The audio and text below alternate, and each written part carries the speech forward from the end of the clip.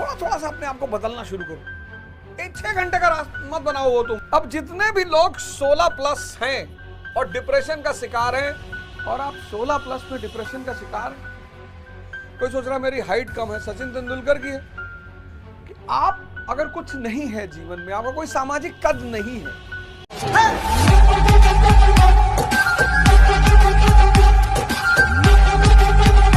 समझ, मतलब इतना कीमती ये शब्द है ना कि आपको पता नहीं क्या बना दे। आपकी 99% जो समस्याएं हैं वो इसके अभाव में है, और ये विवेक का परिणाम है।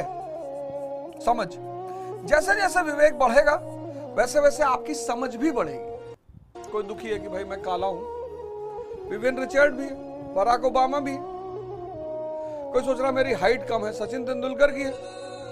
पहले हम क्रिकेट खेलते थे, 8-8, 10-10 घंटे हम लोग खेलते थे, तो खेल से शक्ति पैदा होती थी। और फिर वो चिड़िया मारने वाली बंदूक छर्रे वाली आती थी, वो छर्रे वाली पिस्टल आती है, उससे ले आए, घर में एक निशाना बनाया, 10-12 बार फायर किया, बड़ा साहस पैदा होता था उससे। आपकी जनरेशन ने ये सब छोड़ दिया। भाई भगवान कृष्ण क्या है, एक हाथ में बांसुरी है, दूसरे हाथ में चक्र है। अभी मैं फिर बिहार में था, 25 तारीख को ललन टॉप अड्डा का प्रोग्राम था, और वहां पे था, तो सौरभ भाई हैं हमारे, सौरभ द्विवेदी, तो उन्होंने कहा कि कुछ ऐसा बताइए कि बिहार का गौरव, हिंदुस्तान का गौरव फिर से पैदा हो जाए। मैंने कहा एक ही रास्ता है, शिक्षा। तो मैंने करीब 4-5 हजार की भीड़ बैठी थी। मैंने कहा हाँ भाई, कौन है जो 2 साल से तैयारी आईएएस की कर रहा है? तो एक लड़का है, एक लड़की है। हिम्मत किया दोनों ने, बड़ी काबिले तारीफ बात है। मैंने कहा था ईस्ट इंडिया कंपनी की राजनीतिक हत्या किसकी वजह से हुई? राजनीतिक शक्ति तो ईस्ट इंडिया कंपनी ही बनी, उसकी राजनीतिक हत्या किसकी वजह से बनी? दोनों नहीं बता पाए। 2 साल से तैयारी कर रहे हैं, ऐसा नहीं होगा। युद्ध नहीं जिसके जीवन में, सिर्फ वही युद्ध थोड़ी। ये देखो 70 प्लस में लड़ रहे। अभी बापू सभागार में 25 अक्टूबर को मैं मौजूद था। अभी की बात बता रहा हूं, 5-6 हजार लोगों में से बुलाया मैंने, बड़ा आनंद आया, बड़े सारे लोग आए थे। सौरभ द्विवेदी का बड़ा प्यारा प्रोग्राम था, अच्छे लोगों को बुलाया सौरभ द्विवेदी ने, ललन टॉप बुलाया कि आपको कुछ सीख। और एक बात याद रखिए, जब ऐसे प्रोग्राम आपके क्षेत्र में हो तो आप सपोर्ट करिए मानसिक रूप से। इतने बढ़िया बढ़िया लोगों को बुलाया गया था आपसे बात करने के लिए, आपसे चर्चा करने के लिए, आपसे अनुभव शेयर करने के लिए। तो आपको उन सारे लोगों को, और सौरभ द्विवेदी की जो टीम है, मतलब मैं उस पूरी टीम को सहृदय से धन्यवाद देना चाहता हूँ। अमित, और सबसे बड़े हमारे महारथी अभिनव पांडे, विधायक हैं वो। इतनी क्षमता ही पैदा हो जाएगी कि चुनौतियां, एक शब्द तो है धर्म। धर्म क्या है? जीवन की कला है। इसके बिना आप खुश तो रह सकते हैं, आनंदित कभी नहीं होंगे। और वो जो खुशी होगी ना, जो आप इसके बिना खुशी होगी, वो सीमित होगी।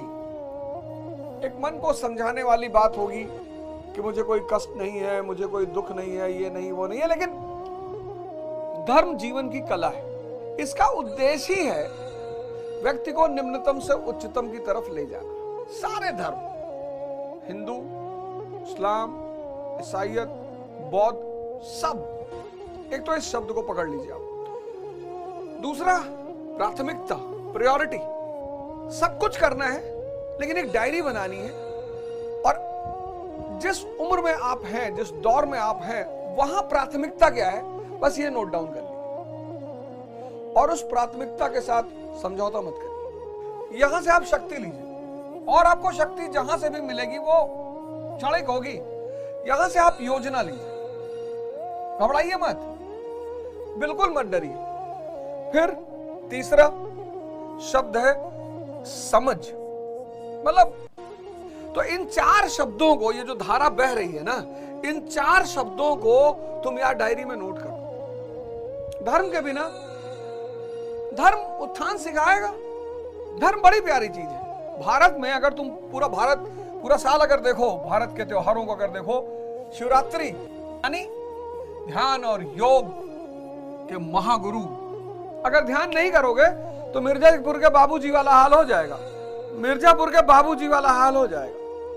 मतलब व्हील चेयर पे बैठे रहोगे लेकिन वासना खत्म नहीं होगी। ध्यान मतलब मन को देखना। तुम पढ़ना चाहते हो और ये तुम्हें पढ़ाई पे ले ही नहीं जा रहा है। डॉक्टर अनुज सिसोदिया की एक लाइन है बड़ी प्यारी, मैं तो कभी उनसे मिला नहीं डॉक्टर अनुज सिसोदिया जी से, लेकिन जब भी मैं उनसे मिलूंगा तो सहृदय से उन्हें साधुवाद धन्यवाद दूंगा।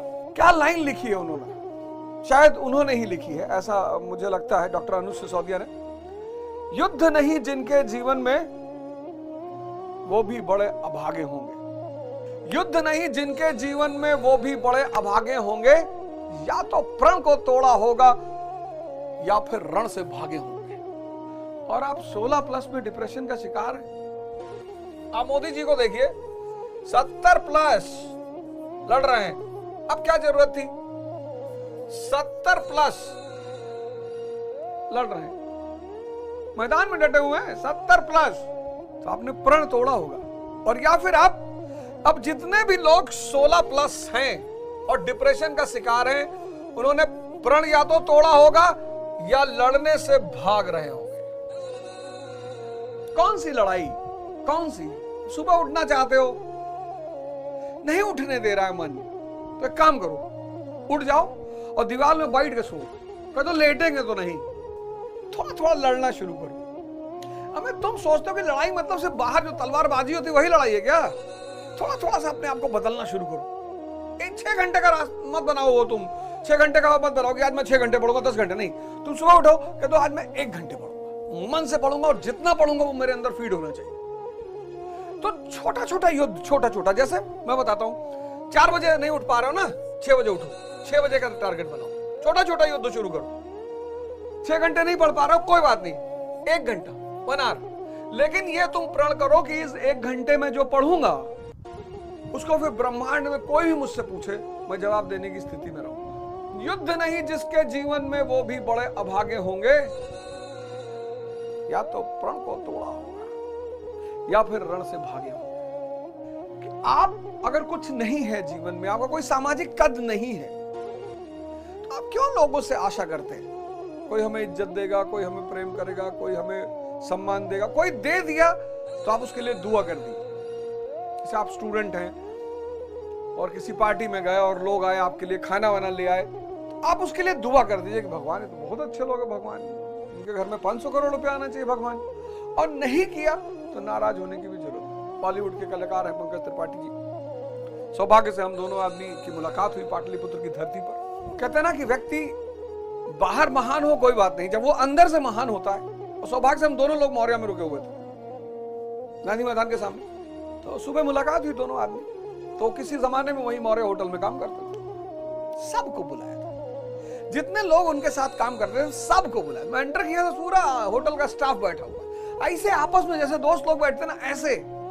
उसमें से कोई नसीम भाई थे कि भाई ये हमको पेस्ट्री बनाना खिलाना सिखाते। मैंने कहा यार देखो यार, ये होती है बड़प्पन, पद बड़ा है और कद भी बड़ा है, प्रेम बरकरार है।